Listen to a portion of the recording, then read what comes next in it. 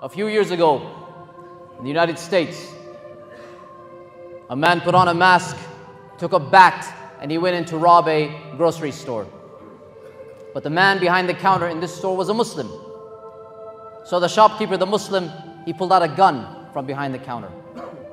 And now this man who had the bat, the robber, he knew he was in trouble because now he has brought a bat to a gunfight.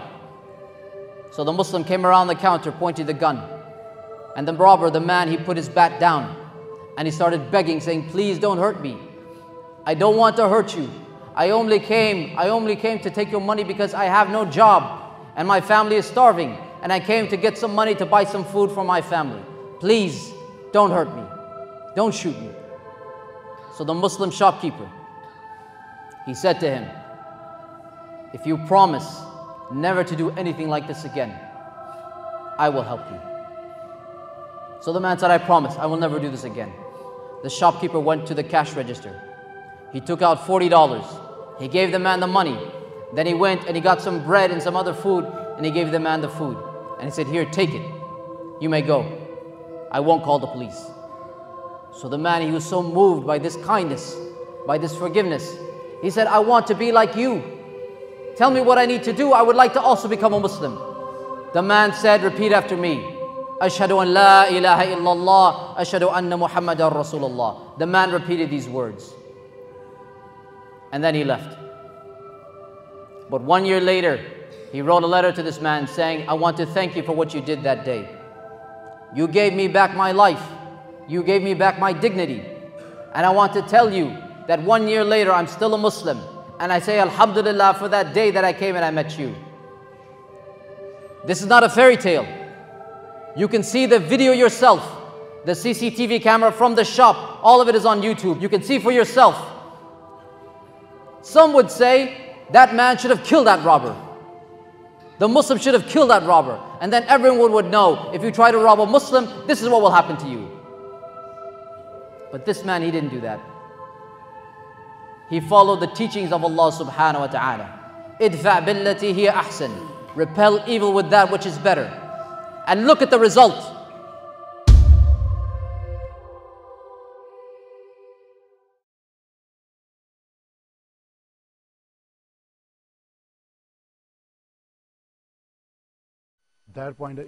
We first brought you Mohammed Sohail's story in June when he showed mercy to a would-be robber who came into his store demanding money.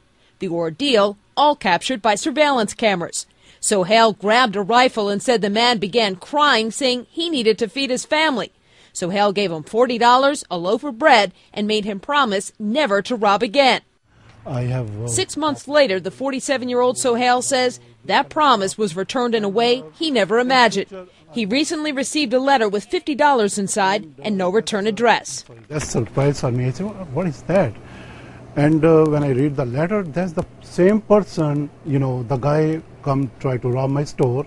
He read it for us. Now, I have a good job, make a good money, staying out of trouble, and taking care of my family. You give me $40 and a loaf of bread. Here is the $50. Thank you for sparing my life. Because of that, you changed my life. Did you cry when you got that letter? Absolutely, because all the time I'm thinking my mom. My mom say, help anybody if anybody need help.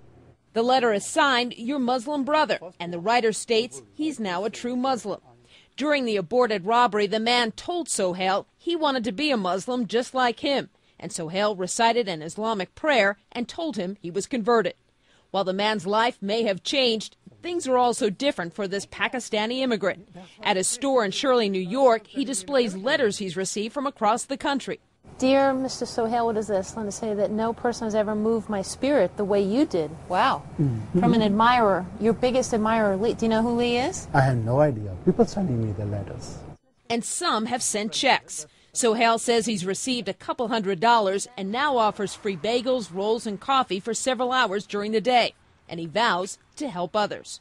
Would you one day like to meet with this anonymous mystery man? Of course. I like to see him.